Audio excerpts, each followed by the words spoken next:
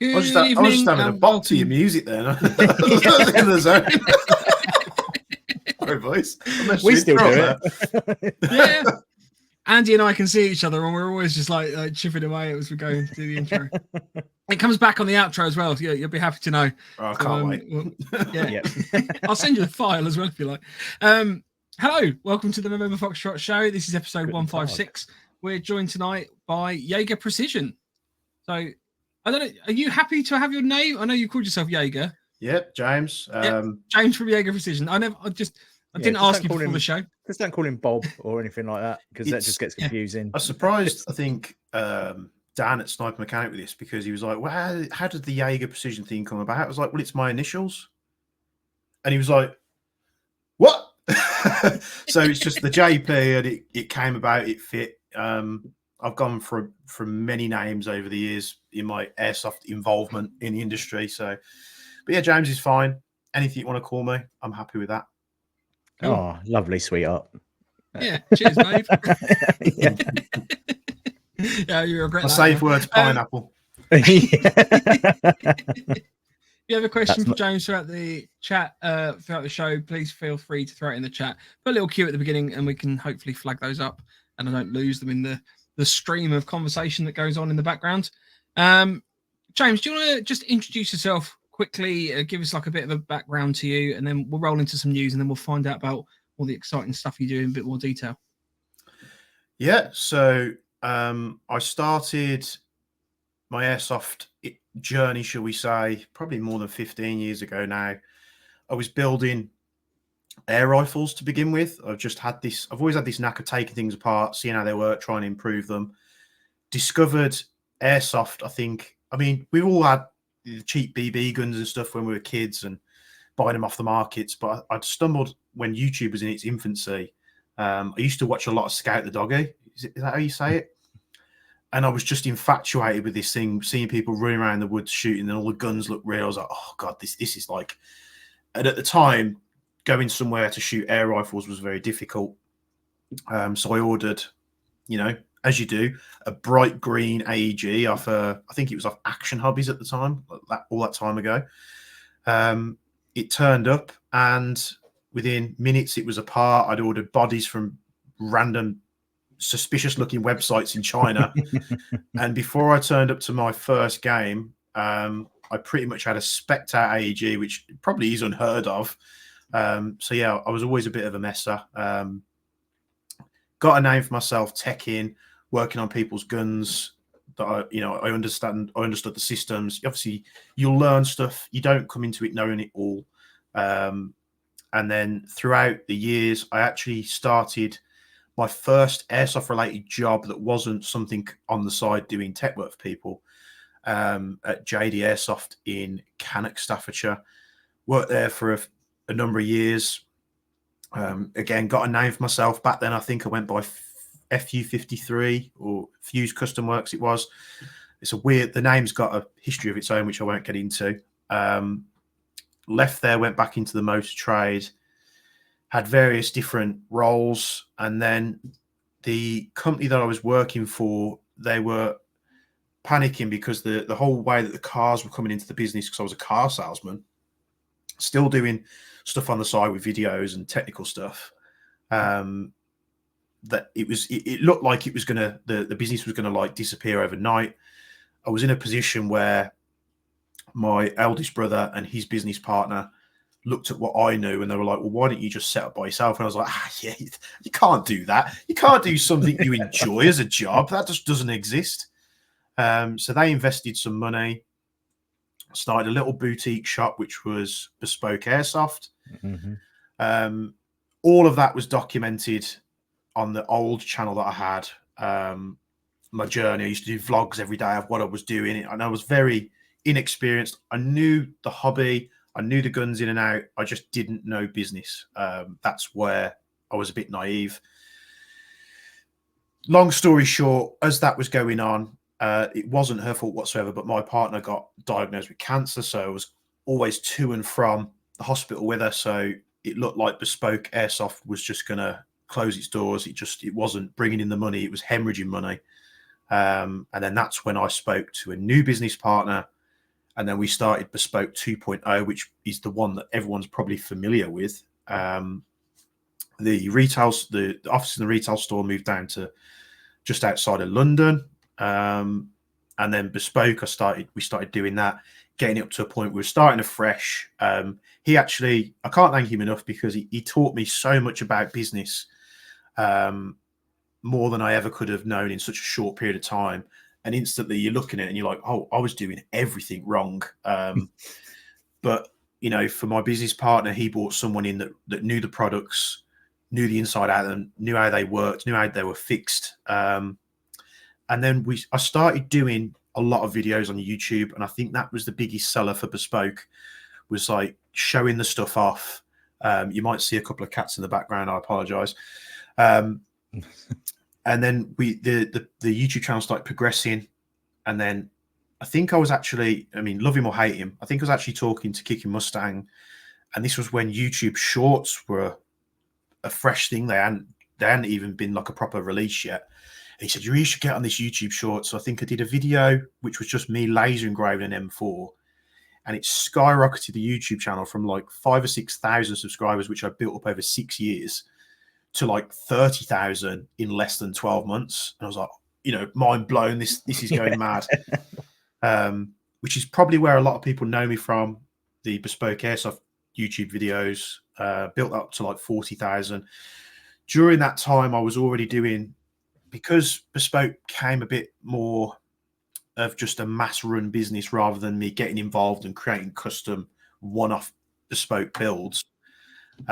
Jaeger Precision came about, which was an output for me to put my obsession. So yes, we're selling XYZ on the website, but the Jaeger Precision bit was me delving into like the Cerakote, the laser engraving, doing insane custom builds. And then it sort of swelled from there. I parted ways with Bespoke, as many people know. It's not a secret. There's no bad feelings there whatsoever. It's just you get to a point in life and you shoot off in a different direction, which is probably why you see the branding here. So I now work back in the motor trade doing a skilled profession. But Jaeger Precision has then gone from a little thing that I was doing on the side to almost like a second full-time job. So that is a very condensed version of, That's cool. of what's been going on the past 6 to 8 years. Nice. Well, if you've got a question for say, put it in the chat, and let's roll into some news. I take my gun and I go pew pew pew pew. News. That news got me. News. Yeah, This is what we deal with regularly with Mike. There's a number of things that have happened this week that are in the news. Andy, do you want to talk about the NAE stuff, NAF? Oh, yeah. So there was a post that was shared to us. Bear with me, I'll just bring it up because I wasn't expecting to read this bit out. Oh, sorry. Well, Andy's fine. Basically, obviously, there's been a bit of ongoing controversy, I would say, around the National Airsoft Festival in terms of its pricing structure. It's turned a lot of people to social media to complain about the prices increasing and sort of questions about whether the price increase matches the provision of facilities and the like. So we're just reporting what we're seeing. This isn't obviously us having necessarily an opinion on it, but there was a post that was put up by, I can't remember the name of the guy, but he's reached out to NAF. Howard. Oh, well, Howard. Tom was the person that messaged him. Howard was the person who wrote back from Ground Zero. So I'm not going to read it all out, but there is a very long email questioning what the increase was being justified as. And unfortunately, I think Howard may have had a few of these by reading his reply. And it's a very short, sharp explanation of what he thinks justifies the price increase. It is on the Airsoft community on Facebook, if you wanted to have a read of that. But yeah, it's a bit more information from them because they've been very quiet recently, I feel. But yeah, it's worth having a little read if you are on Facebook. Yeah, it doesn't come across well, and I think that's possibly because the guy is maybe suffering a little bit. He's probably had quite a lot of these, and he's probably finding it a little bit challenging to deal with. So I feel for him because it's shitty to have to deal with people constantly having a go at you about stuff. But yeah, so it's around. If anyone wants to go and find it and have a read. There's some events coming up that we want to talk about. So on the 22nd to the 24th of March, there are 2 events. And I don't know if the Defiant one has definitely been announced yet. So we're possibly doing a bit of a preemptive strike. I think so. I think it's on their website. I couldn't find it on their website a second ago. Oh, maybe not. Maybe we should wait for that. But we got a thumbs up earlier, so... Yeah, I think they told us. Basically, they're Defiant are launching Operation Machiavellian Charlie, I believe, which is a covert reconnaissance mission. It's going to be based in Tuddenham on the 22nd to the 24th of March. So if you're interested in that one, then get in touch with Defiant. If you're looking for another reconnaissance-based event, there is another event that we are actually co-hosting with Empire Airsoft, funnily enough, on the same day. And there's no love lost between either of us, Defiant, Empire, and all of that. It's just happened to be an absolute coincidence that these things have popped up on the same time. Oh, it's not Tuddenham. Oh, is it not Tuddenham? Oh, I apologise. Sorry, Richard. Tell me where it is. Yeah, tell us where it is, Richard. Sorry. If it's somewhere decent, I'll be going to that one. We're basically running an event with Empire Airsoft. So it's a sort of, I guess, like a science fiction-y type story. It's sort of post-apocalyptic. There's some MTP factions, which is very kind of reconnaissance based. There's some Op 4, which is very secretive, and we don't really know much about them. And there are a couple of civilian tickets for. They're an invite-only ticket, but if you're interested, potentially coming along as a civilian, then you can get in touch with us as well. Basically, if you're interested, has anyone played any of the new Far Cries? Because that's what it is. I haven't played Far Cry. I don't know the Far Cry story. It's basically the newer Far Cry. I've watched the film Doomsday, and that was based on that. But with a bit of Doomsday and a bit of COVID thrown in for good measure. Yeah, it's not COVID. It's not COVID. It's some rabies virus that I made up. The other thing, a bit of news, I received a little present from Prepper's Shop today, so I just want to give a little shout out to Kai, who sent me that lovely picture in my delivery, and I really, really appreciate this. Better be laminated. That guy needs. Oh mate, I'm gonna frame it, and I've got a perfect bit on the wall back there that I've already agreed with the wife relentlessly that it's going to be put up there. So thank you very much, Kai, for that. That's it from me. I haven't got any other news about. James, have you got anything exciting that you want to share? Oh, we need to do car watch for you. Car watch, yeah. Oh, so yesterday, in a panic, should we do? So give me 2 seconds. Car watch. Car watch. Cheers, guys. That's all right. So yeah, yesterday in my panic, thinking this show was yesterday because I lose track of my days all the time.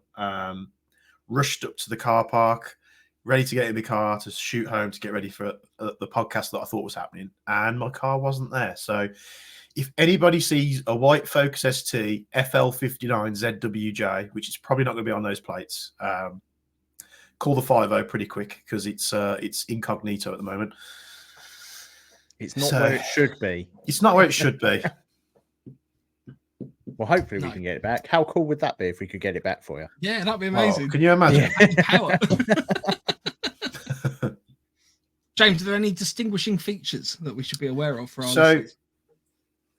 Those that don't know much about cars, I always buy these Focus STs. I buy the older ones because they've got the better engines going into the nerd mode about it. So it's the older Focus ST with the 2.5 litre, but this one is a very specific white colour that's not. It's not common, shall we say. So I've only ever seen one, which is the one I bought. If you actually go into Google right now and you put in Focus ST3 Ice White Pearl, the first video that pops up on YouTube is actually my car from the company that I bought it from. So yeah, it's a unique looking car, but I imagine it's in a chop shop already, and it's in a million pieces. So yeah, it's a bugger, but I'm just glad there's no expensive pews in the boot. So I think I'd be more heartbroken about that. 100%. So there you go, guys, girls, keep an eye out. Hopefully we can potentially reunite James. I'll be honest, James, I don't think it's going to happen, but we can try our best. Yeah. If you find that car, I will build you a custom MWS, all the bells and whistles, however you want it. If that isn't incentive enough. There you go. I wouldn't incite a mob with this lot, because this lot are crazy. The first person to find it gets a custom MWS built to the hilt. You watch Ryan come flying over. Because in my eyes, I'm saving 10 grand and going and buying another one. So. Just a quick update in terms of the Defiant event. It's an Airsoft Apocalypse. So that's the Defiant one on the 22nd to the 24th of March, and the Empire event one, Pegasus says, so Doomsday, sort of 28 days later. It's a little bit like that. There's a full storyline briefing. I can run through the storyline if you want to go through story time with me. I'll sit there and whisper sweet nothings at you about it. But I really enjoyed writing the story. I don't get often to get that creative. So yeah. So I've got one bit of news before we go. I just want to say thank you to one of our listeners. I think he's on here as Tony Pony. I was sent an early birthday present. It's a work light, but it does red, which is handy, and white, and Can it's you put green. that on your dashboard to get through traffic quicker? I don't need this to get through traffic quicker. People will tell you I just push my way through traffic. Can't turn the bloody thing off. There we go. But yes, thank you very much for that early birthday present. That will be going in my pack. One will be going in my Bergen, and one will be going in my car. It's always good for those dark nights when you need a bit of light for your questionable magazines you're reading in the Portaloos. Yeah. Or I'm not talking from experience. I'm just guessing. 18 minutes and James has already brought down to our level. It's great. Yeah, you haven't seen the picture. You haven't seen the pictures of Mike cleaning the toilets from our last event. That was. In terms of your car, James, Marky Mark says pearl white is rare as fuck. Yeah, so it's that an uncommon color that if you look on the forums, people are always arguing the fact that people go, no, it's just white, it's just Alpine white, and it's not. It's nice. So in like if it's an overcast sky, the car looks grey. It's really strange. Yeah, so I don't think I'll ever see it again. Pegasus says, have you let Ford know it's been stolen? Because some of the manufacturers can mark the chassis as stolen, so if it's ever entered into the network, it pops up. So the crazy thing is, when my other one was stolen in 2017, the police a few months later found it. The people were in possession of 120 stolen cars, and they were stealing cars to order, using the stolen cars' parts to fix up legitimate cars that had been crashed, and they were selling them. And they managed to identify my car with just the passenger door and the boot lid. And the officer said, he said, I can't tell you what it is, but we can identify a car from just one panel. There's like hidden manufacturer's marks, and that's how they identified it, because that's all that they found. Wow. So yeah. Well, hopefully someone will find it. We'll plaster this all over the internet. Well, Ryan, Rich said Ryan would run swim from Cyprus, even with his bum leg, to get us a spoke MWS from James. So, yeah. He'll collar an Apache or something, knowing Ryan. He'll be like, right, let's go. If that's the end of the news, we can roll on to the main topic of this evening, which is obviously talking about you, James. Pew, pew, pew, pew. Pew, pew. So, You've obviously kind of given us a bit of a condensed spiel. The first question I had, because I know Andy's absolutely buzzing with a whole load of very super technical questions, and I've got some. I'm not the most ones that technical of popped up. people. I kind of just like things to work, and then when they don't work, I give it to someone and give them some money, and they make it work. One question I wanted to ask. So when you were working with Bespoke, or you were obviously at Bespoke, the Ares Striker seemed to be sort of a big product for yourself. Yes. Was that like you were kind of like the main distributor for that, or the Ares Striker? This is Bespoke 1.0. This is the original company. It had just released, and it was the first gun that I started manufacturing parts for, because I saw potential in it. It was like, wow, this could be something else. It had its drawbacks, but we started manufacturing, and that's when, before obviously the downfall of Bespoke 1.0, that's where I was trying to sell guns. I was trying to do this, that, and the other. There wasn't much profit in it. I started manufacturing, and if that was able to carry on, it literally would have saved the company. There's so much more control with, you can get it made for X price if you order the right amount. We were selling striker kits. We were doing videos. The problem that came with that was I got tarred with, oh, if you've got an Ares Striker, go to Bespoke. And then everything else we didn't get mentioned for, because it was such a loud thing that anybody with an Ares Striker was coming to us to buy parts for, that all the other cool stuff we were doing just kind of got overshadowed. And I think that's what you have to be careful with, especially when you're a retailer in an airsoft space. If you're manufacturing, is that you don't get tarred with this one brush of that you're the specialists in a certain field, because we were doing cool stuff with everything. It's just the way it fell with that release. So, and then of course Ares started stealing all my ideas, which then the consecutive strikers were having those parts fitted, which was great for consumers. It just would have been nice for Ares to maybe mention it. yeah. But No, fair. it's funny because all of the sort of progression in that platform ceased on the upward trend when we stopped really supporting it. So yeah, it could have been something amazing if they'd listened. And I did see a comment in one of the before about CTWs all those years ago. The problem isn't the people that support the platform. The problem is normally the manufacturers. They don't listen. But what I see a lot more of now is manufacturers are listening, so they are paying attention. And if they do, usually the product does end up being a lot more successful. Interesting. Because I know I watched a lot of your content around the Ares Striker and stuff, and that was one of the reasons I bought one at the time. It was mad. We were doing I think the Signature series was the most expensive one I did. I can't remember how much it sold for. It was quite expensive. And before I'd even started assembling them, they'd sold out. But, one thing that I always said was, and we did this when we sort of did some really nice KWAs for the Bespoke 2.0 website, was that I didn't like to do limited editions that weren't limited edition. It's like I'd stress, like when we did the KWA QRF Mod 3s, I said, look, there's a couple of these that are going to be going out. They're not going to be cheap, but that is it. I kept one for myself, and I think I did 2 or 3 more for the website, and that's it. Because I feel like if you're buying something limited edition, you should be out in the field and you should never see another one. It should be that nice. Because if you go, oh, this is a limited edition thing, and then you're doing 200 of them, it's not really limited edition, is it? I don't think we're a big enough industry where that is quite a low number. So, I can't even remember what the Signature series sold for, but I think there was like 5 maybe. Yeah, I'd say a limited edition run would be no more than 100 in Airsoft. Because any more than that, you're going to always see one at a field. Well, it's like your Rattler. I know that you that was that.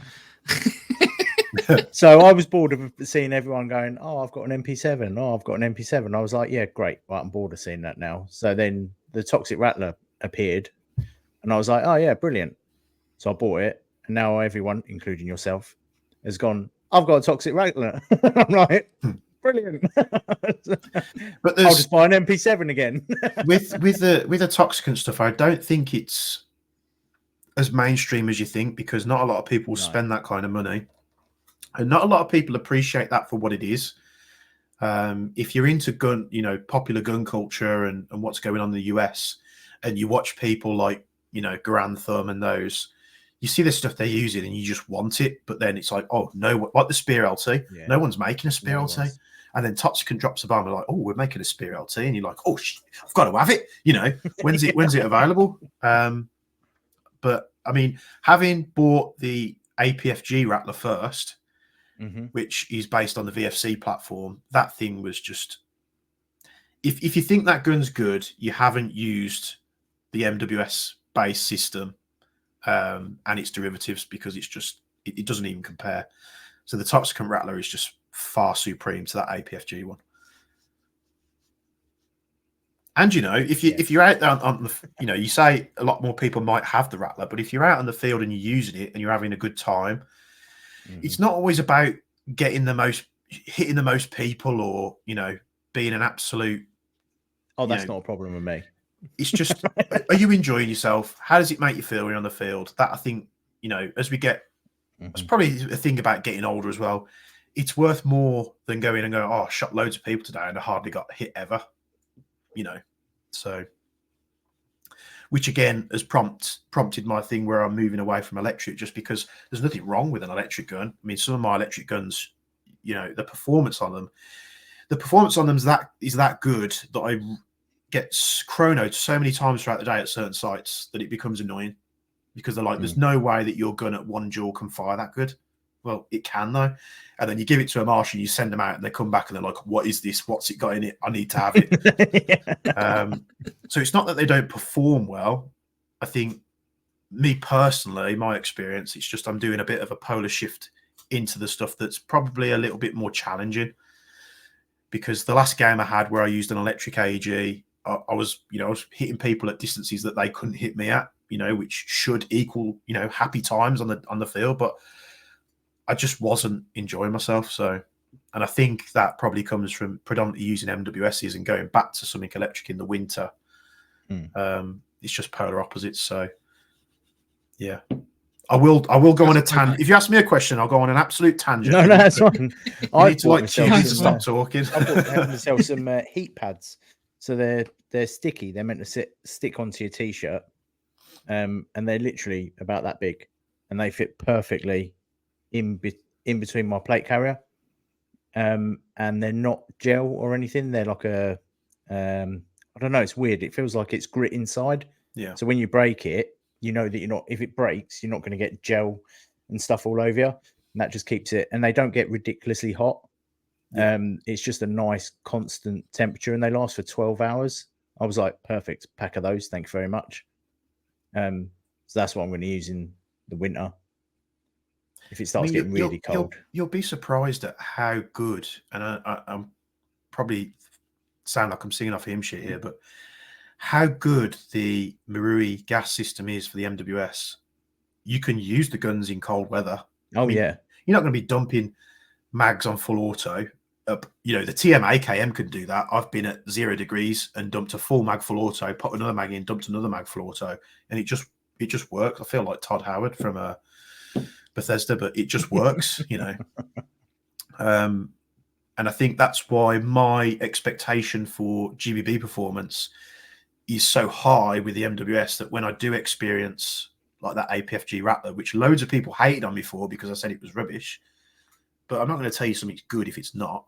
And it wasn't really much cheaper. So I think it was like 500 quid, so £200-ish off what the Toxicant, and the Toxicant kit is far superior. But yeah, it's sorry, I forgot what the question was now. That's all right. We've had a load of questions coming, Andy, because obviously I know you've got an absolute pile of them as well. Do you want to launch into one? Yeah, so there's some couple of simple ones that have come through to myself. Someone asked, hang on, got loaded back up. Someone asked, what is the best gas that you would recommend for using in a non-upgraded MWS? That comes Propane. from Carl. You can use green gas. It's fine. I run propane everything. Years ago, propane was super cheap. Now it's not. You're paying like what, 50 quid for 2 cans in some places. Yeah. It just get quite expensive. The thing that I love about propane is it's so unmolested. I took a test maybe like a year or two ago now, and I had 5 or 6 MWS mags, and I went green gas, red gas, black gas, Garda gas, all the really high powered stuff, and then I had a mag with just propane in it. And every test that I ran, the propane just ran the most consistent and the best. And that's not to say that all gases are the same. You could run an MWS on green gas, no problems at all. But I've ran a standard MWS on propane, which most people tell you not to do, for 4 years, and the only thing that broke was the nozzle spring, later on in its life, because I had used it quite a lot. So you can beat on it quite a bit. The thing that's going to go first in an MWS is probably the nozzle spring. But there's no reason to just run out and buy them. I mean, I manufacture springs as well, so it's detriment to me to tell you not to do that. But I'm also not going to tell you to do something that I'm not being honest about. So run your MWS. If the gun's apart and you pop like a slightly stronger spring in at the time, happy days. But there's nothing wrong with just running it out the box as it is. Yeah, so I've recently found Swiss Arms heavy gas, 150 psi. It's got no silicon in it. And in the colder weather when I've been using it, there is hardly any sort of like freezing issues where you get the silicon freeze into the bolt and things like that. It's only £10 a can. Yeah. Which I thought was pretty good, and I presume that's a propane, because a lot of their ones they do light gas at 110 psi, no silicon. They seem to do a whole range. It's all propane based, but they pressurize it to different psis. So what's you're getting in the, it might be a slightly different mix, but not all propane canisters are pressurized to the same pressure as well. And it's the only reason I think a lot of people wouldn't use propane now is either because of the smell, because it does smell like cabbage. You can always tell when someone's using it out in the field. Propane adapters are hard to get now, but I am working on it. I've had various prototypes. I'm not sure if I've got one on the bench here, but the Airsoft Innovations did them, but they went bump. Yeah, they went. And they were very good adapters, but you just can't buy them now. And all the cheap metal ones you get from China are just no good, which means you'll be holding it down forever and it just never fills it up. So I am working on something. I'd got a load of 3D printed prototypes that worked, but what I want to try and do is maybe see about machining it instead out of aluminium. So that's sort of hit a staggering point while I wait for some prototypes to be done. It's all about cost as well. It's got to be effective. But if you said to me, right, here's a propane adapter for £15 made of plastic, and here's one exactly the same, works just as good, but it's made out of shiny aluminium and it's £40, I'm going to buy the more expensive one, because to me it's gonna last longer. But watch this space. Yeah. It needs to be right before it's released. Kenny's written, hurry up, James. Or at least send me a prototype. I could send you a prototype, but it's just not 100% yet. Yeah, there seems to be a lot of love for that idea. But yeah, as I said, the Swiss Arms gas that I've been using, I presume it's a propane based because it's got no silicon in it. Yeah. But that's in a bottle. It's only 10 quid. If you can get, the propane that I use is the Coleman stuff, which you can get from Go Outdoors and places like that. I think the last time I ordered it from a website called Wow Camping, which is actually pretty cheap. And it didn't have a stupidly high postage cost because they're shipping compressed gas. I run it on propane just because it's the most consistent in all the temperatures that I've tested it in. And I always get this when I put videos up on the YouTube and I get people arguing me, but do your own testing. You know, go and buy a bottle of green gas, go buy a bottle of red gas, and just try it. You know, sometimes you can run, which again, into a bit of dual creep with heavier gases, especially when using 0.3s, 0.4s and above, which I did do downgrade valves for, which I released the other day, and they sold out within less than like an hour. Yeah, I know. I was really annoyed about that. Yeah, so it was a thing where I'd been testing them for a while. I'd sent them out to people, and I was like, right, let me get some manufactured in the way that they're going to be when they sell. But I'm just going to order a load more just in case, because you've got a minimum charge anyway when you work with factories. And once I put them in and they were like bob on, I was like, right, I've got so many sets. Let's just shove them up on the website so the early birds that get to the website can get using them. And then the next big batch is on the way. It's just going to take a couple of weeks. Put 2 to one side for me.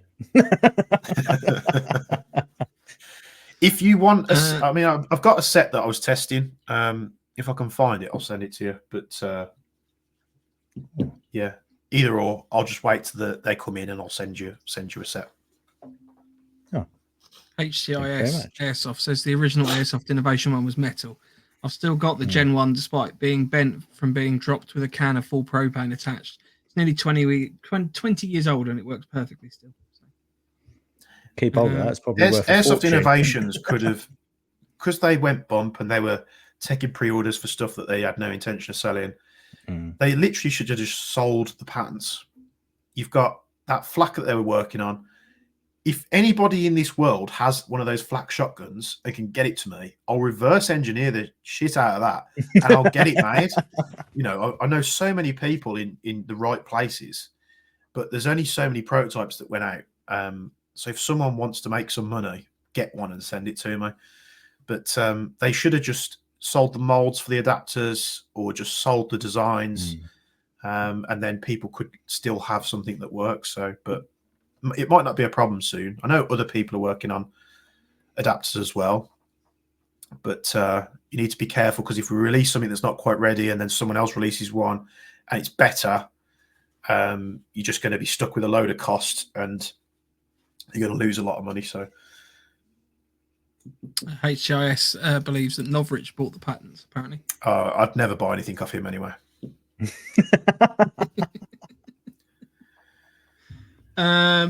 Right, let's go into some questions, because it's just absolutely ramming full. Pegasus says, are you planning to bring back the grease pen or expanding the range? The grease pens should be in stock. If they're not, I need to fix that, because that could be a problem. They won't be in stock in a minute. That is a good question. If you've brought that to my attention, then you get a cookie. Grease pens. Yeah, they should be in stock. They're not in stock. Okay. So they are in stock. It's been keep doing that. Right. And I've got at least 30 amongst of them, yourselves for a minute. I just need to put an order in. The grease pen's good because they are. If you do the science and you do the research, silicon as a lubricant for airsoft doesn't make any sense. And don't get me wrong, I've sold silicon oil in previous years, and I think a lot of people misinterpret that the one grease and the one oil is silicon based. It's not. It's food safe. You can use it in body shops where paint is being done, because it will not. There's no silicon in it. So the beauty of the one pen isn't the applicator, which, you know, there was a bit of drama around that as well. But the secret isn't the applicator. That's just a quirky way of applying it. The secret is the compound itself. And if you use the one grease or the one oil and you're not getting the results required, then something is horrendously going wrong. But yeah, they're both the same compound. So you've got the grease, which is like a grease, and you've got the oil, which is it's obviously like, it's a bit more runny. It's not runny, but you know, it's, I can't think of the right word for it now. So it's the same compound, which is why sometimes if the oil pens sit, like let's say you sit it on the side for a couple of months, you'll see like it starts to haze at the bottom, and that isn't an issue at all. It's just the compound sitting. It won't affect it whatsoever. You can still use it as it is, but it is literally just a slightly thinned out version of the grease. So it's the same stuff. Pegasus says, "Can I get a free pen?" Basically, instead of the cookie. You can get a free pen. All you got to do is spend. How much are they? £10 on a cookie. $9.99. Buy one pen, get one free. I get so many people ask me for free pens, and I have sent loads out. I've sent them out to all kinds of people just when it was in its infancy, and to this day, no one's said anything bad about it. There is another airsoft YouTuber out there doing something similar, and I'm not saying his product's bad because I don't think it is. He's branched out and done various other things like thread locks and other bits and pieces. I've been asked if I'll do the same thing, and that's no, because my intention wasn't to do something similar to him. What's great about that drama around the one pen is I didn't know who he was until he sent me the message, and it got a bit blown out of proportion. But then on the flip side, I found his YouTube channel, and he's actually a really good YouTuber. So I watch his airsoft content now all the time. And I would not have known anything about him unless that happened. So kind of a weird turn of events. But yeah, I now watch his content because he does turn out good videos. So the more you know. Yeah, exactly. Rich asks, "Where's Top Knot, aka Lance?" Lance is unfortunately unwell tonight. It's feeling poorly. So yeah, he won't be joining us tonight.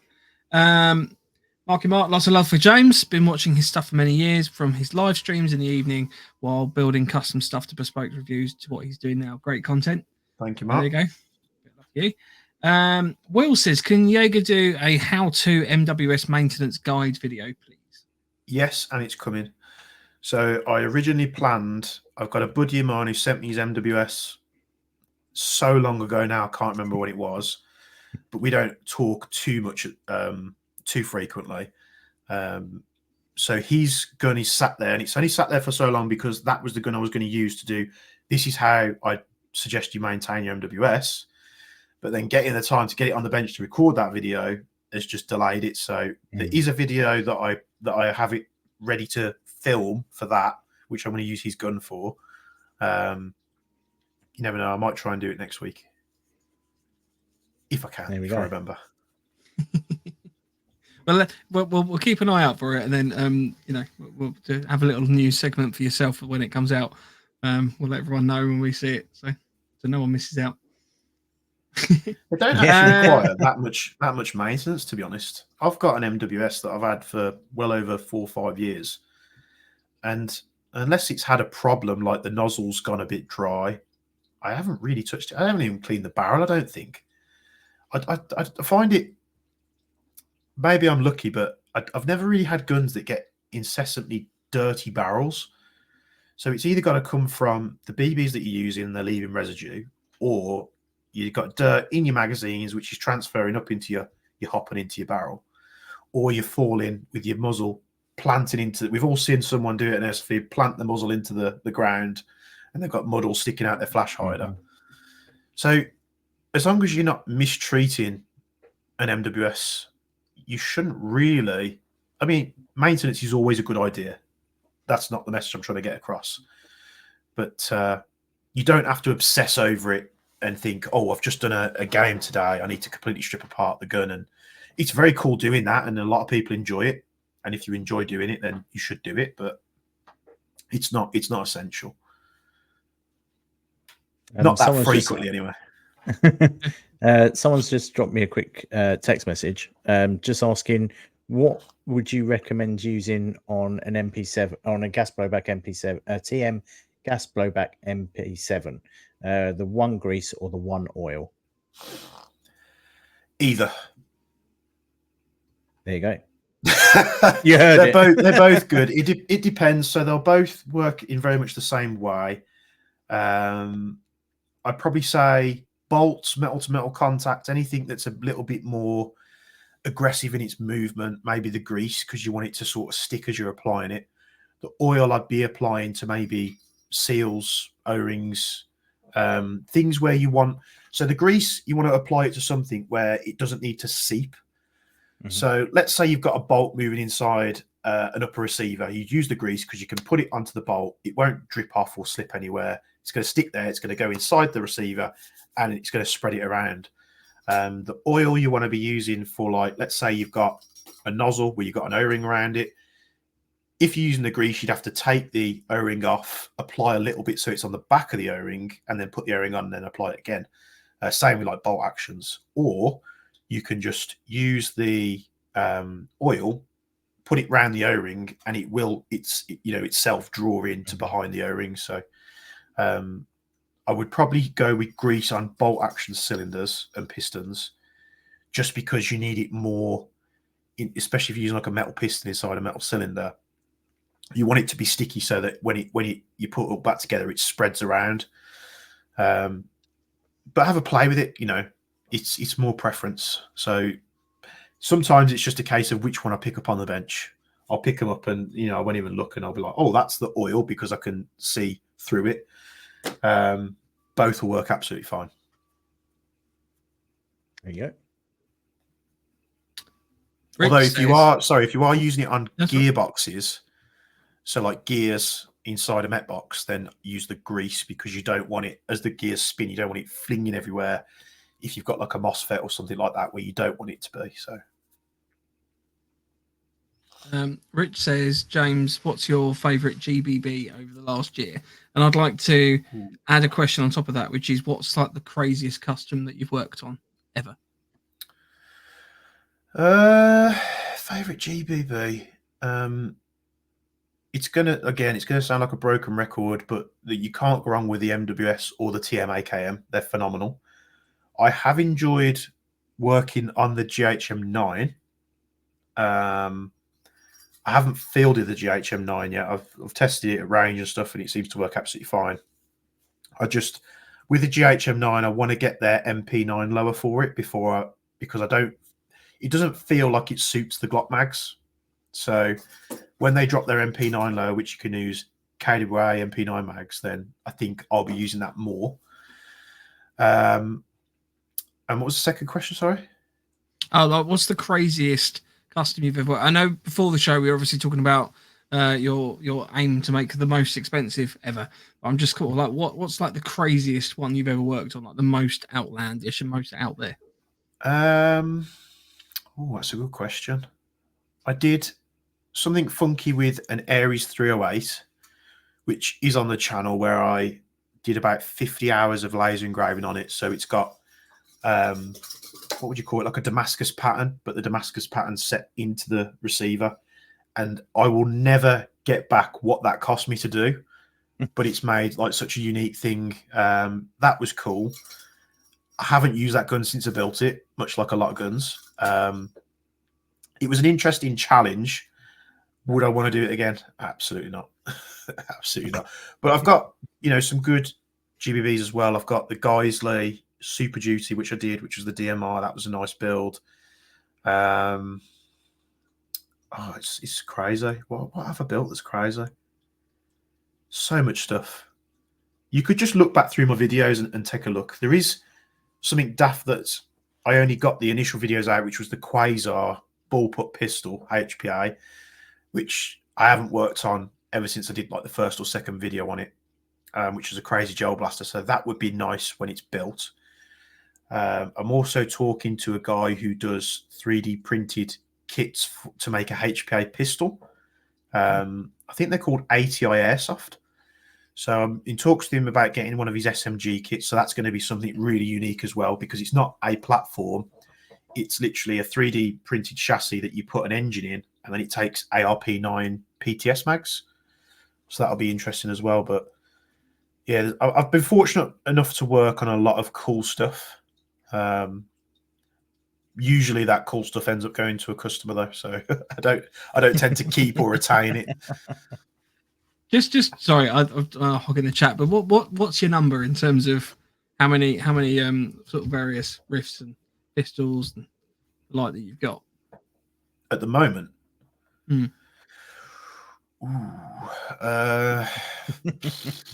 There's a lot. There's so much so that in my office there is a wall of guns. There is then a rack of guns underneath that, and then there is guns on every surface. And if I look to my right in my living room, there is literally 3 guns within arm's reach. There's just guns everywhere. So sometimes I'll go, right, I'll do an inventory and I'll check what I've got, and then I'll find stuff. And I'm like, oh, I've completely forgot I own that. I've been looking for that for the past 12 months. But I'll probably say I've got about 6 MWSs, including the DE Noveski one, which is pretty good for the price. TMAKM, a few HPA bits. I'd probably say 30 or 40, which isn't okay. Let's go with 30. I don't think it's quite 40, but what you'll find is when I first started airsofting, I was collecting stuff, AGs, this, that, and the other, and I had so many guns that you turn over and you sell because you're just not using them. But then I got to the point where each gun that I was building was having so much time or parts or money spent on it that you go upstairs and you might see 6 rifles there, but each rifle could be £1,000 to £2,000 worth in its entire. I mean, I'm not chucking £2,000 on a gun at a time. I'm not that fortunate, but you know, over time when you're putting this part, that part on, and then you go and you have a look and you're like, right, what have I actually got? And you'd be like, oh, that MWS. Oh, I can't lend that to my mate this weekend. That's like £2,000 worth of gun. And then, oh, the one next to it's the same. And you're like, oh, I need to give him something, you know. So I probably don't have as much as what I have previously, but there's a lot more unique and not necessarily expensive because it's expensive, but usually it makes it a bit more unique. So the Toxicant stuff, I've got the Rattler, I've got the Spear LT. When they release the big Spear, I'll definitely be buying that, which is a curse. I was talking to another guy the other day about Wick releasing their APC 9K series. They're doing 4 models. So I'm going to get suckered into buying them as well because, you know, airsoft. But it's all for the channel. Yeah. It's all I think channel. those that watch benefit more than I do because I have the bill at the end of it. Everyone just lives vicariously through yourself. Yeah. People keep asking me to do like a collection like video. And I did try and do one years ago, but I don't think it really worked. But I'm sure I could do something. But yeah, I really should start thinking about over-insuring all this stuff because a lot of it can't be replaced, can it? So no. You can always put your weapons through the books as well. If you're earning a living off of it. So a bit of tax refund there. I wouldn't even say I earn a living. I think I spend a living on it. Ryan says, is there any custom parts for the APFG MPX coming out from yourself? Not at the moment, only because I haven't fielded it yet. But that gun is like a miraculous gun from APFG because the Rattler was rubbish, but the MPX is absolutely astonishing. But you buy it in its K form where it's got nothing attached to it. So again, me being me, you go out and you source a real Midwest Industries handguard, which probably cost as much as the rifle did. And then you buy the stock and then you buy this, that, and the other. And the gun is very solid. I really do like it. But there's already a saturation of parts for it. And I don't think it requires, like the MWS, as good as it is, you know, if you want to downgrade the power, you've got to buy a specific thing. You know, there's bolt weights, there's other bits and pieces to get more out of it. It doesn't need it. But with the MPX, unless I see something that requires it, I don't think I'd just make it for the sake of it. That's quite a good phrase, actually, make it for the sake of it. But like the VFC M249 is an astonishing gun. And I did design a new hop arm for it.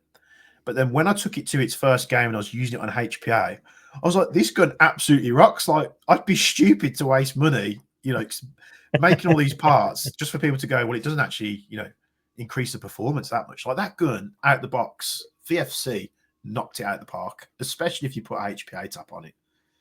Like, I have never had so much attention for any gun other than that because it's just rattling that thing off full auto constantly You know, people were ducking like 30 meters away. And I'm like, what are you doing, you fool? It's like airsoft, you know. What are you ducking for cover for? But it's just like, da, da, da, da, da, you know. It struck fear into whoever I was shooting that thing at. So, yeah, I don't think, back on topic, sorry, I don't think it's worth just making parts for the sake of it unless it's like an aesthetically pleasing part. But yeah, it's go watch the MPX series. I mean, I had great fun building it. And you know, that Midwest Industries handguard, I think it was like £150 something just for a little bit of M-lock. But it transformed the gun, it really did. And I know it's probably hard to get across on me talking on video, but it makes the gun feel a lot better. I think that's probably one of the most important parts. Nice.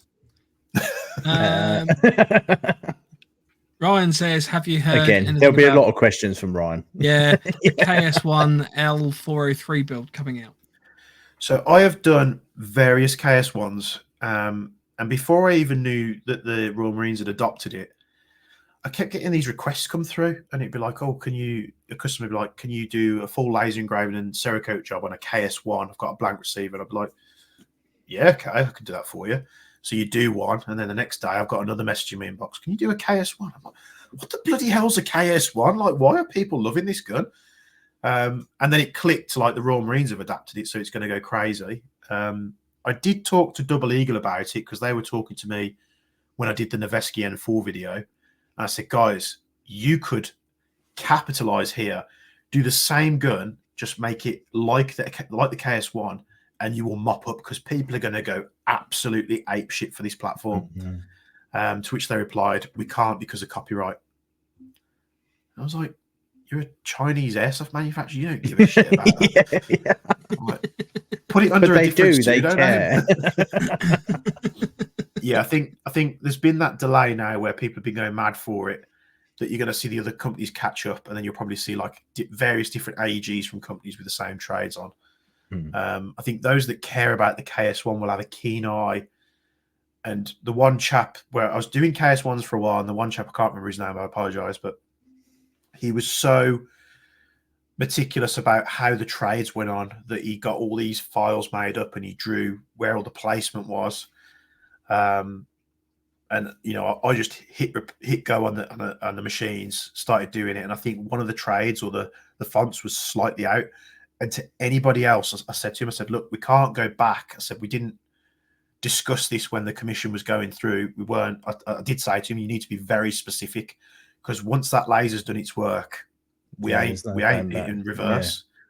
Yeah. But I think then once he got it, he was like, you're right, it's so minimal. Like, he'll know, but no one else will ever know.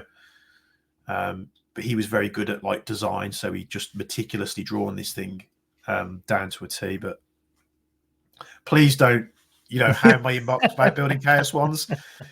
I can do them, but it is quite a lengthy process with the trades and the Cerakote. HTIS is going back to the limited edition. The limited edition SOCOM Gear Gold 1911 that was only limited in the fact they only made more when they sold out. It just amused me because that's an absolute classic thing that I know some people do. Do you remember the limited edition Vauxhall Corsas, the Quicksilvers? Yeah, I'm sure they were like white, and it was a limited edition. But then you saw one like every 5 cars on the road. You're like, "This nothing limited edition about this. It's just a badge." Yeah, but then they just sold the badges separately, didn't they? So people were just sticking them on there. They were just like, "Yep, limited edition, done." Stephen says, "If I get a WE L85, will I regret it?" Yes. I was going to answer that one. Yes, I've seen many used on the field, and no one seems to have any fun. WE were the only people churning out gas rifles. But honestly, we're in a market today where people are doing it so much better. Until I see anything new from WE, they're just not worth it. Yes, the gun will cost you less money, but I'm telling you now, it will perform worse. The full auto will be absolutely rubbish and never work. The gun will rattle itself to pieces. And that isn't me just hating on a different platform. I have been there. I have owned WE L85s, WE M4s, the original WE G36. I don't know if you remember when that came out, which was like the one gas blowback platform that people were going to because it semi-worked.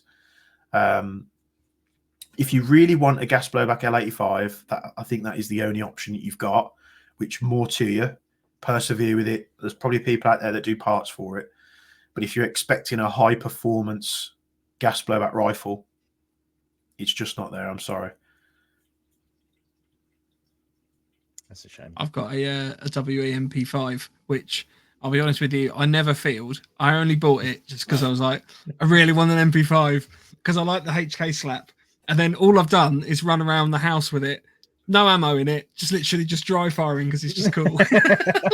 You would absolutely love the Gen 2 VFC gas blowback MP5. It is so good. But that being said, that gun is so good. It's the only one that's probably worth buying at the moment, in my opinion. But the day that Tokyo Marui drop a gas blowback MP5, that shit is going straight on pre-fired. You know, I don't care how much money I've put into it. I'll be recuperating that money back, and I'll be getting the Marui because I guarantee you it will work better. Sorry, not sorry. No, that's fine. Just get a gas blowback, Mike. Yeah, like so we've had this chat before. The problem I have with gas blowback, I have a really sensitive flinch reflex, which I know is the wimpiest reason to say. I can't be dealing with like compressed air firing out near my face. And like the bolt recoil systems, it just makes me flinch and I can't see what I'm shooting at. So I'm just blind firing, basically. Unless you use like a bullpup, and I've had gas blowback bullpups before, which is very loud next to your ear. It will make your ears ring. If you do get that reaction from like an M4 base system or whatever, you will get used to it. And then once you start using it more, you'll go, oh, this is what people are going like mad about, you know? Yeah, I mean, I'm probably going to end up with an MWS at some point when I've got some money. Because I do like the AK platforms as well. If you're buying like secondhand guns, and I've always said this for years, I don't like buying secondhand guns that are modified in any way. If it's more valuable to me if it's in factory spec, which is why I've been searching for like a PTS Masada AEG, like the original one, for years. And the only reason I haven't bought one is because everyone I come across has been so molested that you're literally playing the lottery with it. The only gun I would buy that's been modified that's a gas blowback would be an MWS, because I know that if anything's off spec to it or they've used a part that I don't like, it's so easy. Yeah, I go on WGC, I'll order some parts, I'll return it back to factory or something like that. So that would be the, and I have bought MWSs secondhand, and every time, luckily, fingers crossed, touch wood, I've never had a bad experience with. But yeah, it's once you experience it, I think you'll be hooked. Yeah, I've got to admit, I've only recently gone over to gas blowback, haven't I? So I sold the only AEG that I've kept are my 2 LMGs, because I like money. So I sold my Mark 18 recoil and got the gas blowback, and I was like really skeptical at first, and then Ash and Ryan said, "I'll just take it apart." I took it apart and went, "Oh, there's like 5 bits. This is brilliant. This is amazing." And still, a gas blowback M4 is more complicated than a real one. Yeah, like horrendously so. So yeah, it's just, you know, you can break things. You know, never say never. It's if you were going to go buy a high capper, let's say, and you wanted top performance, buy a high capper, have something that all the different manufacturers' parts fit. What are you going to buy? TM. It's probably going to be a TM high capper, isn't it? Because it's the most supported platform. And that's not to say there's not other gas blowback rifles that aren't supported. But I think when these aftermarket companies, you know, they make parts for like an MWS, for example, or a TM-AKM, you know, they know for a fact that there's going to be such a saturation of people that need the parts. It's just a good business choice to support a platform that's, you know, you wouldn't make spare parts for a car that nobody owns, you know. Yeah. I just want to say HCIS Airsoft says sounds like a training issue. I have fired more successfully real steel weapons without flinching and flaming gas blowbacks. But I'm sure it'll happen in the future. There was another question that came in from Les, actually. Les says, I've recently bought a TM MK18 GBBR. Do you recommend doing the hop rubber and barrel thingy rubber, or just leave it? I have one TM mag and 3 guns modify. The TM works great, but the guns modify mags I'm not sure about. So the guns modify mags are the best P mags on the market, regardless. It's the only P mags that I would buy at the moment. That being said, the guns modify P mags will come out at a slightly higher FPS. They're more punchy as well. The downside to them is if you leave them with not a lot of gas in, they do progress leaks quite quickly. 5 out of 6 of mine, because I haven't touched them in, best part of 6 months without gas in, they're all leaking. So I'm gonna have to pull them apart. But Guns Modify have released a new base plate for the bottom of the mags that basically it's 2 parts. So if your Guns Modify PMag starts leaking from the bottom, it's got 2 grub screws, and you just do a quarter turn on both, and it puts extra pressure on the seal and seals it. But the only place I can find that are selling them little parts are JK Army, and every time I've gone to order, they only have like 2 in stock, which is pointless when you've got like 6 mags. The TM mags are solid. Do that little reservoir modification where you take the tube out, you chop it down. Don't listen to all the misinformation that's on the internet telling you that certain, because I took a TM mag apart the other day that I was building for a customer, and they've got numbers underneath the base plate, which is, I think, is mold numbers. So when you're casting parts, you can cast so many parts out of it before the mold tarnishes, and then you have to get the mold replaced. And I think with Marui, because this mag was on a number 4, which I've only seen the number 2s on previously, and then people said there was a number 3. So this one had a number 4 on it, which I presume is that's the 4th mold that they're using. But every single TM mag that comes out of that factory has that tube. And people say, well, I've got the one with the 3 on it, which doesn't require it. Take the tube out. I'm telling you now, there's going to be a long gas tube. Chop that down. You'll get 3 times the gas capacity. And, it's just a win-win scenario. You can't go wrong.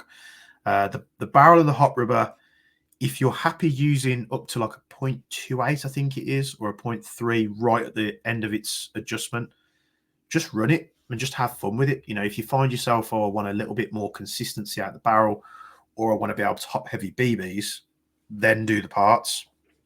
If you want to do a hot rubber on the cheap and you don't want to change anything else, just go buy like I use the Flamingos now, but there's nothing wrong with going and buying the purple 9-ball bucking, which I use for many years. Just throw it in there with a stock barrel and it will work fine. It's just I think the Flamingo is what, $5.99 or something. It's not even that much. And with your Titan nub, that thing fires like a monster now. With that combo, what, under a tenner or around £10? Perfect little combo for £10. The only reason I do barrels, and this was actually a comment that I had on my video when I was building that Glock 17 Gen 4. You say Marui's brilliant, but then you get in the gun and you're doing this build and you're basically replacing most of the gun. And it's not that the fact that the gun's bad. I just know, building guns for many years, that I like a certain setup. So if I'm doing a barrel on the cheap, I'll go and get a Prometheus barrel for the MWS. Once I've experienced a Prometheus barrel with a Flamingo rubber and a Titan nub, when I buy a new MWS, why am I going to settle for anything less than what that's settled for? Because I know how that barrel and the hot rubber reacts. I know I can hop up to a certain weight with BB. So when I get the gun, let's say I've got a normal M4 and I've just gone and bought a Mark 18 because I did a build series on the Mark 18. I'm going to set it up the same way.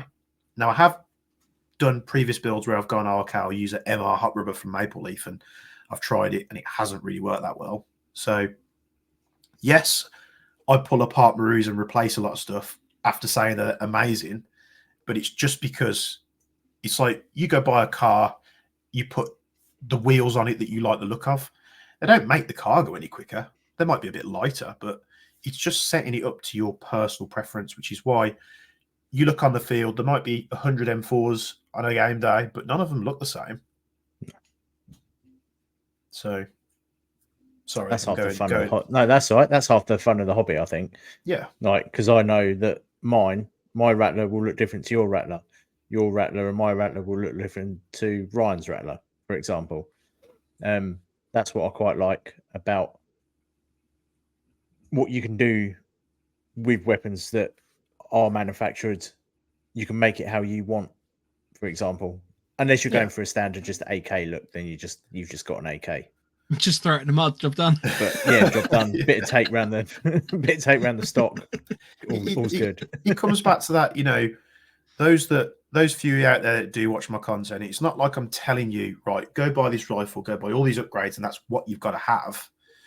I'm just letting you follow on the journey with me, and usually I'm either testing parts or, like you say, you just know how you want it. You know what kind of red dot you like. You know what I tend to put suppressors on everything just because I think suppressors are cool. It's not because they do anything; they do nothing for a gas blowback. But like your Mark 18, you've got a can on the end as well as I have, because they look cool as, don't they, with a suppressor on. I've got a can on the Rattler as well, but the ears hold. Yeah, it's hidden behind the logo, isn't it? Hidden behind the logo. There you go. They're just, some guns are just meant to have cans on, especially if they're short as well. So yeah, don't get tied up in the details. Try it. If you're not scared about buying a couple of different hot rubbers, go buy them from different manufacturers. You do have to have the front ends apart on the MWS to change the hot rubbers, but what's 15, 20 minutes just to try something new? And I've had people, I've used hot rubbers in the past that I swear I don't buy, and then someone's gone and fitted one in a different barrel, and they're like, oh, it shoots absolutely superbly. So don't take my word for it. So there you go. Don't listen to Jaeger. Yeah, don't listen That's to the Jaeger. summarize of this video. That's my subtle little disclaimer at the end, just like, do all this amazing stuff, but don't do it just in case it goes wrong. Right, I'm conscious of the time, so I think we've got a fair few questions still in the chat. Do you have any more, Andy, that you wanted to? Only personal ones, which I will harass him. Ask. No, we'll clear the listeners' ones first of all. Okay. Because they're more important. There's a lot of just random stock check questions, James. So if we kind of just run through a couple of those, Will says, when are the spring sets back in stock? I presume he's on about the Muzakashi ones. That's a funny story because I did them, and then I can't talk about it, but they were basically all purchased by someone, right? And there was just an agreement to say I won't produce and sell them again till such a date. So that's almost over now. I can't go into the details. I'd love to, but good for me, good for you guys, because all that money went back into producing more stuff. So I will try and get them done, hopefully in the first quarter of this year, but no promises. Oh, there you go. Rich says, when are the MWS valves due back in stock? In about 2 weeks. There you go. Sorry, I'm just trying to read if there's any more. Are you going to put a pre-order system in place? Maybe. Because it sounds like everyone's gone, yeah, I want one of those. Pegasus says, was your MWS downgrade valves using the stock 250mm barrel in testing? So I was using a Prometheus barrel, same length, but comparable to the stock Maria barrel. I didn't see much of a difference, maybe a couple of FPS. So it's thereabouts. So don't worry too much about that. Ryan says, any tips for fixing leaking USP mags with TM's crap 2-pin design? Gasket sealer, if nothing else works, much like they do with the Mark 23 mags. So you'll take the base plate off, you get gasket sealer from places like Halfords, take the rubber seal off, put gasket sealer, be liberal with it, round the base plate, put the sealing rubber over the gasket sealer, it will seep round it, and then cake it in gasket sealer again. It's how we used to do the Mark 23 mags years ago. Put that in, knock your pins in, don't gas it up for a day or two, let that really set in, and then it should last you a long time. I could do a video on it if need be. There's two questions here from one question effectively from two different people. So Hugh says, "What's your most and least impressed you were with the I can't pronounce that Demovsky? It's the double eagle Noveski. Most and least impressed. Most impressed was how TM compatible it was. They really knocked it out of the park with that. Least impressed. I haven't really any problems with mine, but some people have said they have. So it might just be a QC thing, maybe. But I will probably replace the bolt at some point, just because the standard bolt seems a little bit sluggish compared to like a standard Maru one. But you can get the Evo Guns Modify ones for about 80 quid for a complete bolt. So I'll do a video on it close to the time again. Nice. Ryan's also said yes, please, to the video, James, on the TM mags. Mags, yeah. Here's an offering for you, Ryan. If you want to send me your USP mags, I'll do them for you and use them in the video. Oh, there you go. Oh, I won't cover return postage. Like, that'll be on you, but I'll use them in the video. If that ain't a big enough incentive, I don't know what is. I can imagine Ryan's face right now. He's just like, I can just see it slowly. Yeah. Pony Tony, what's your opinion on the DMWS compared to the TM? Desert Eagle. I've been asked this. No, not Desert Eagle. A lot of times. No, Double Eagle. If money's an issue and you can't stretch to the MWS, get the DE. If you just want a gas blowback M4 and you can afford it, TM all day, every day, because the QC is just better. They're built better. But if you want an MWS and you also have to have the Noveski N4, it's the only one that I would purchase, and I'd say get the DE, and you could put upgrades in it and still have it cheaper than MWS. Because the kit for a normal MWS, you have to buy an MWS at like $560. You have to spend another £700-800 on a conversion kit just to have an MWS that looks like the Noveski. So it's a double-edged sword, really. Which box you want to tick? So is the Double Eagle one completely? So you could buy the Double Eagle and just throw all MWS parts into it, or is it mostly? Yeah. Oh. Wish I knew that before I spent all that money. You trust me, the Rattler that you've got is more impressive. So, oh no, that was always going to be kept. That one. But yeah, if you can afford it and you just want a solid M4 gas blowback, buy the TM. Ryan has started to get a bit creepy now. He said, "James, I might personally deliver them and just, I'm assuming, watch you with the gas blowback rifle for hours." Yeah. We need to ban him occasionally. I will do them. I will do them. I will do them, and you'll be able to see me do them on a video. Richard might be going around and sending stuff.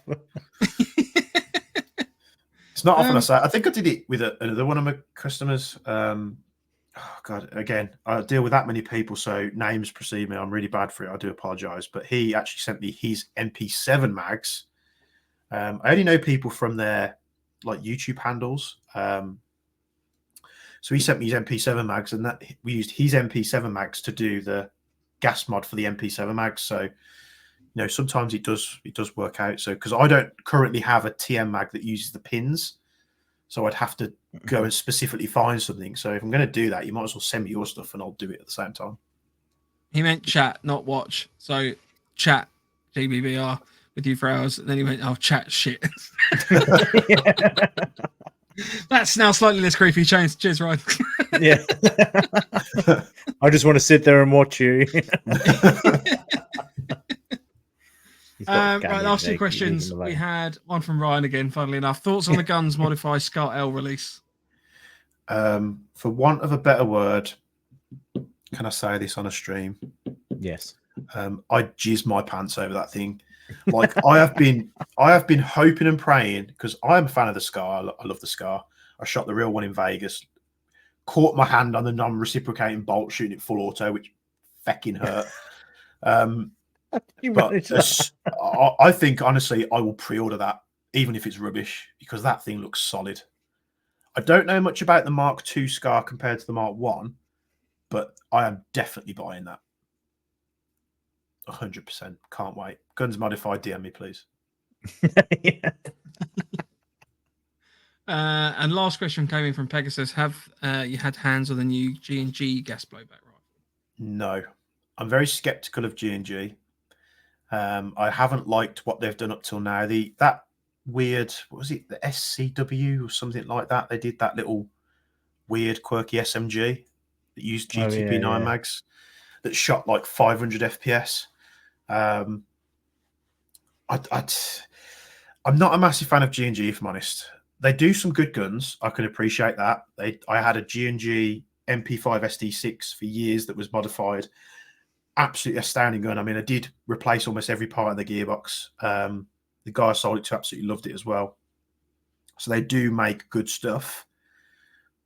But most of the stuff they do is just very... And I don't like their design that they throw on stuff.